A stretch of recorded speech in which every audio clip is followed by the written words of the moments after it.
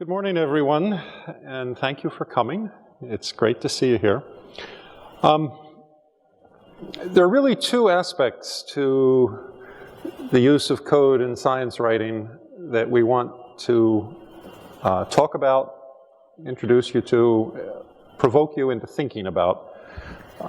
One is using data and code to try to get the story, to understand it, to analyze it, to dig deeper into it. The other part, which is what I'm going to be talking about for the next 20 minutes, is using code and data to tell the story, or to show the story, to present it to your readers directly. This is a rather different enterprise. It's something that could be done with a story that doesn't have anything to do with data or code, that almost any story can benefit from. Well, I shouldn't say almost any story, many stories. And I want to start out by talking about a story that I've been trying to tell for 40 years. My own interests tend toward the physical sciences, and this represents a schematic notion of how a magnetic material works. If you have a refrigerator magnet, the reason that it sticks to the refrigerator is that the majority of the atoms within that substance have their axes all pointing in the same way. Their spins are aligned, is what the physicist would say. And so there's a very simple model of this in which you represent each spin can go up or down, just two possibilities. And so you represent them, you put them on a grid, you represent up by white and down by black or whatever.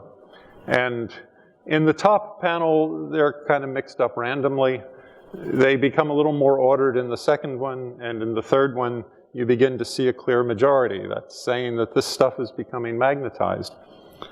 Well, as I said, this is from 1979. This was an illustration for Scientific American. And it was the best that we could do at that time for trying to explain to people what's going on inside of that substance, trying to tell that physics story. This was done, the author of this article, Ken Wilson, who a few years later won a Nobel Prize for it, not for the article, for this work. He gave us a huge printout on green striped paper full of ones and zeros. And I have to say that there was some poor artist whom we abused terribly who had to read all the ones and zeros and put black and white squares on a piece of poster board. I think we can all be thankful that that's done. Anyway, so this was my first attempt to explain this concept and tell this story. And there have been lots more since. This was a few years later. We used little arrows going up and down instead of black and white squares, but otherwise it's exactly the same thing. By the 1990s, we had color in the magazine, different magazine by then. This was from an American Scientist article. But you can see it's exactly the same thing going on. You've got a kind of random pattern at the top, and then it becomes a little more ordered, and then big blotches at the bottom. A couple years later, and this was a slightly different thing from a few years later, but only slightly different. Interesting. I'm missing one. I don't know what happened there. It's all the same, I can tell you. Here was just a couple of years ago. The same thing going on, a slightly different model, but the same kind of phenomenon. And the fact is, all of those diagrams, they all do the same thing, and they fail to convey a real sense of what's actually happening in this system. I'm trying to communicate that to readers, and I don't think I'm doing a very good job of it. And for the first time now, we really have an opportunity to do the right thing, which is to bring this to life, to show not snapshots, but the thing actually working. So here's This is something I wrote yesterday afternoon. Here's what it's really like. It's not sitting there with little blotches that are stable. It's constantly seething with activity. And the thing that controls what we see is the temperature. And so this little slider, which I didn't even have time to label. Whoops, I'm doing the wrong. Hard to grab with.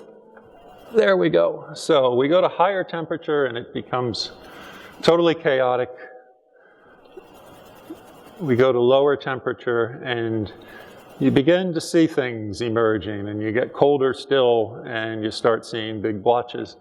Even now though, it's not just sitting still. There's still things moving around in there all the time. There's activity. That's the truth. And I don't think in all of those years from 1979 until now, I don't think I ever successfully communicated to a wide audience how this thing really works and looks until this possibility came along. So this is the kind of thing that is available to any of us now for kind of the first time. So I'm going to take the time I have to present some examples of this kind of work done by other people that I admire, that I think are intriguing, that can serve as inspiration for us. I could have picked 100. I think I've got 6. Mike Bostock is a master of these arts, and art is crucial here. He's really a very good artist as well as a very good programmer. So this was actually an idea that was first brought to the public by Hans Rosling in a famous TED talk. We're plotting the income of per capita income goes that way on the x-axis, and life expectancy goes that way, and you can see the years passing. And each of these bubbles is a country, and its size is determined by its total population, and the colors encode which continent it's on. So there's a whole lot of information all in this one diagram, and it's possible for the reader not just to, I mean, if you imagine looking at a table of numbers, all the information's there, but you'd never be able to absorb it. And this provides, this provides a way to actually explore it, to watch the trends. Bostock has this cool interface where instead of that goofy little slider that I put in mine, you just mouse across the date and it moves. And so, I mean, obviously the information to be communicated here is how all these countries have kind of moved up and over a hump, and we've got higher incomes, and there's a strong correlation with longevity. So that's one. This is a local story. I actually heard these guys who are grad students at, so as I said, a couple of students as a student project put together, there's actually a whole bunch of graphics in here. This is all about the T. And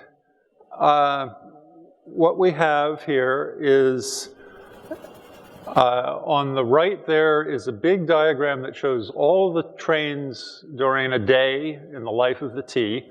And obviously we've got red, blue, and orange lines, and the slopes indicate basically velocity. That is, you have at one end the time when you left, and at the other the time you arrived.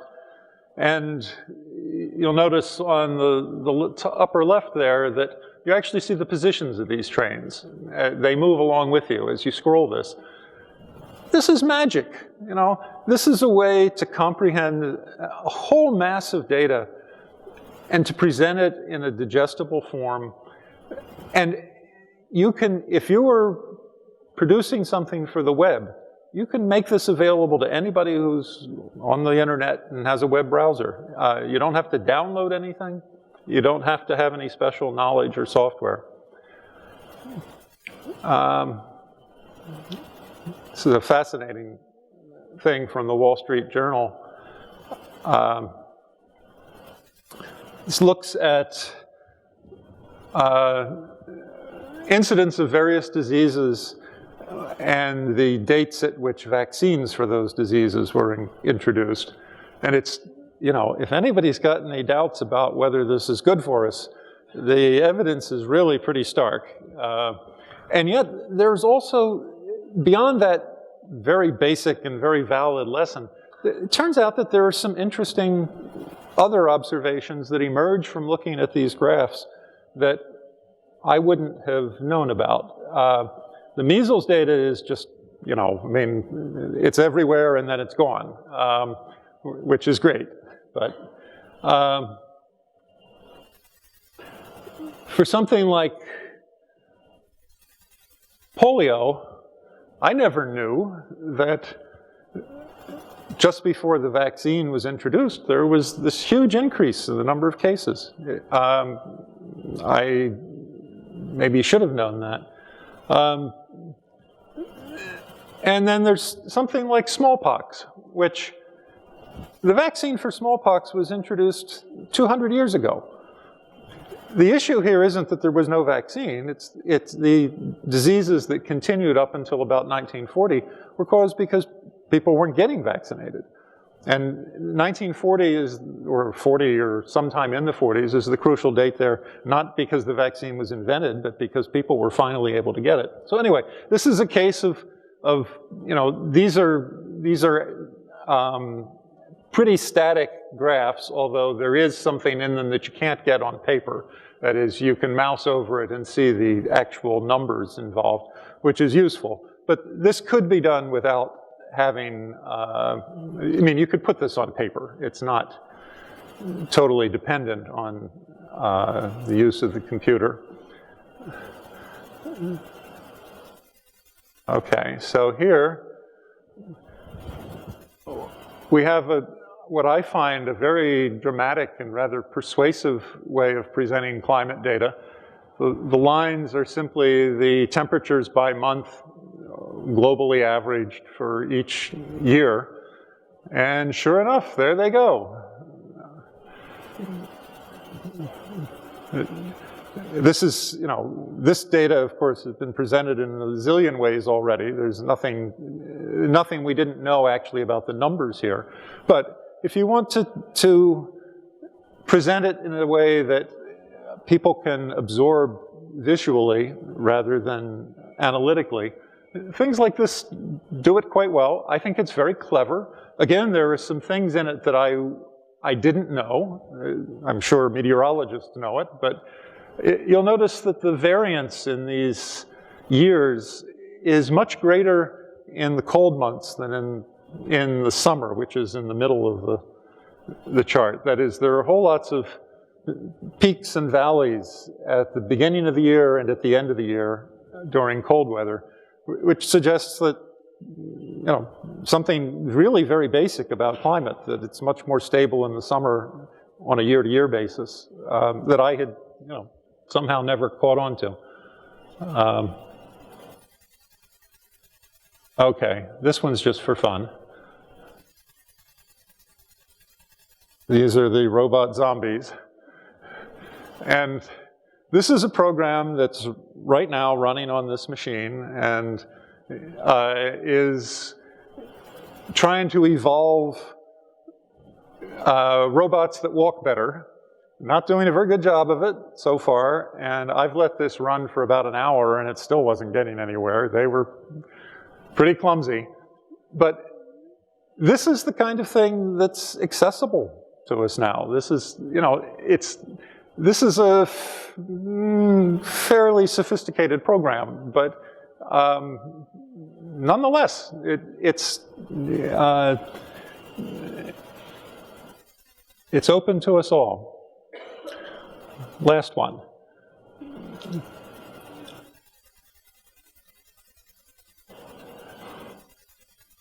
Where is it? Well, okay, so we had to have a glitch here. apart from my...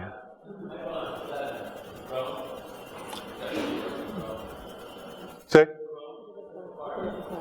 It should, no, that's, we'll just skip it.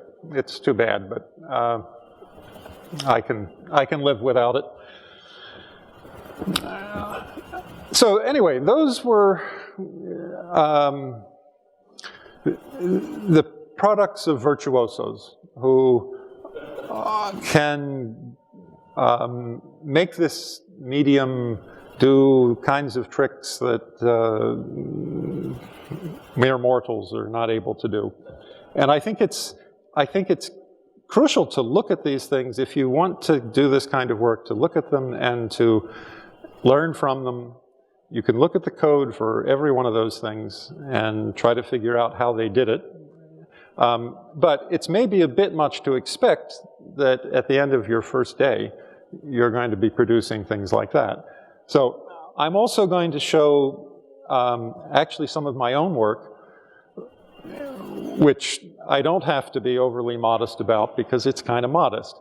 These are things that if I did them, you can do them, and that are mostly smaller projects that are kind of at the scale that we can deal with. So this was actually the first thing I did when I was trying to learn a package called D3, which is the one that, well, several of the other things you just saw were done in that. But I had what was then new data from the UN on world population projections. And you've all seen these age pyramids that show the population size in each 5-year range. And in this case, they're decadal, history up to 2010 and then projections for the future. And so trying to present that on a page, you've got, 15 of these diagrams, which is a bit of a mess. And I thought I can animate the thing so that you will see how it changes over the years. We can turn history around and go backwards. This is actually pretty easy to do. It was my first attempt with D3, and so it took me quite a while, but there's no magic in it. I did learn something here, something about the population it's so thunderingly obvious that it's stupid even to say it, but babies are all born at age 0, which I had sort of not really thought about clearly, that the only way anything ever gets into that graph is to come in through the bottom. Nobody's born at age 40, so that all of those bars except the ones at the very bottom, they can shrink, but they can never grow because, nobody's being born in middle age. And this gave me that sense much more vividly because it was visual.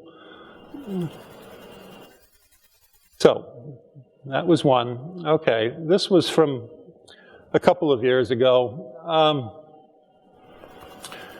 No, we want that. We want... So there's this Russian mathematician, A.A. Markov, 100 years ago, who invented something called the Markov chain, although he was modest enough not to name it that, which is terribly important in lots of the sciences now, comes up all the time. The example he used to introduce this idea was to take the great Russian nationalist poem, Eugen Onegin, and turn it into gibberish. And you do this by basically analyzing the probability. You take a few letters and you look throughout the text of the poem and you figure out what are the probabilities for any letter that might follow the ones that you have, and then you go along one step further. And this is trivial to program. So, and I don't know what it is about me, but I happen to have a great love of drivel. Maybe it's because I write so much of it. But But I always find something to laugh at when I run this. So this was actually done for a talk that I gave, and it's again mostly for fun, but not totally nonsense, even if it generates nonsense. And the point of this is we think of climate models as being these enormous software productions tended by hundreds or thousands of programmers and run on supercomputers. This is a climate model, and a perfectly respectable one, based on work by a serious climatologist from the 1970s. And it runs in this machine, in the browser, or in yours. You know, you can do this, and it has some interesting behavior, if I can figure out how to make it do it.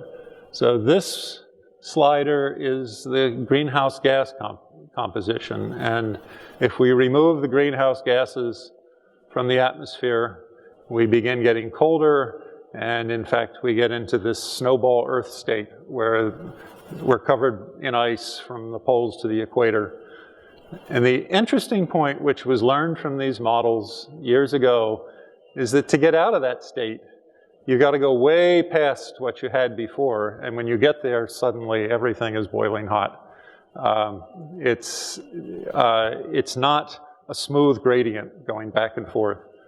And then when you're on that side of it, you got to go even lower in order to get any ice back at all. So anyway, this is not a model that you're going to use to actually predict the next century's climate, but it is a way of presenting concepts to readers and allowing them to explore it on their own. This may take a while to load. This was a recent project. There's this enormous database available to all of us called the Common Crawl, which is essentially the same kind of thing that Google uses to index the entire web. This is 140 terabytes or something that's been collected, and it's open to anyone. You can get as much as you want from it. I extracted from that data all of the websites that have at least 100,000 links coming either in or out. Actually, a total of 100,000 you combine in and out. And it turns out there are 112 of them, which is smaller than I would have thought. But these are the whales of the World Wide Web. These are the biggest websites when you measure it in terms of people linking to them. And so this diagram, which is also done in D3, allows you to explore who links to whom in this elite set of big websites. And the red ones, the red lines are, where am I there? I'm at networkadvertising.org, and I have no idea who that is, but we can guess what they're up to. They have a few links from their site to others, the red ones, and quite a few blue ones, which are links from other sites to them. And then the purple ones, they have links both ways on that. But you can explore this. This is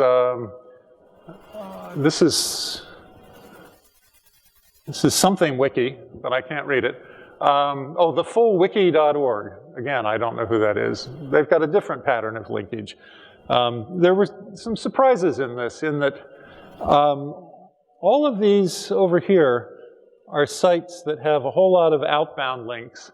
They're directory pages. They're places you go to get lists of things to look at. They're all from the Netherlands.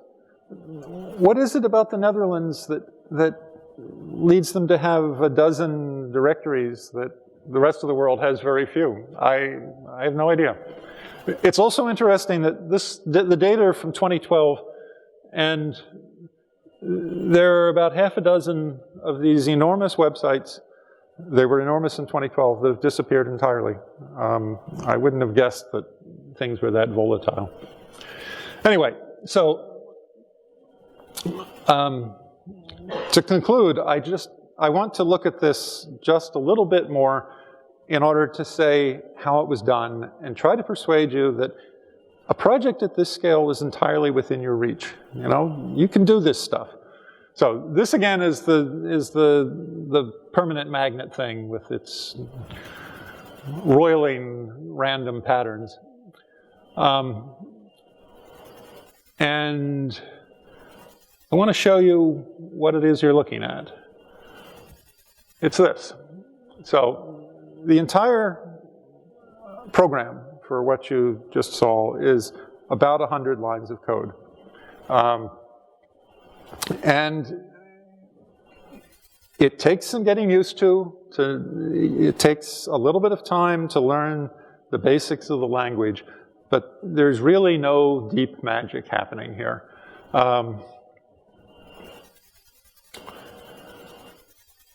So we have the stuff at the top there is mostly making a connection between the program and the web page itself. There are these objects that make up the web page. You need to be able to get a hook into them. So most of that stuff up there, things like the slider, that's the slider that goes back and forth, and you need to be able to read what that slider is. We then create that basic square with all the little squares within it.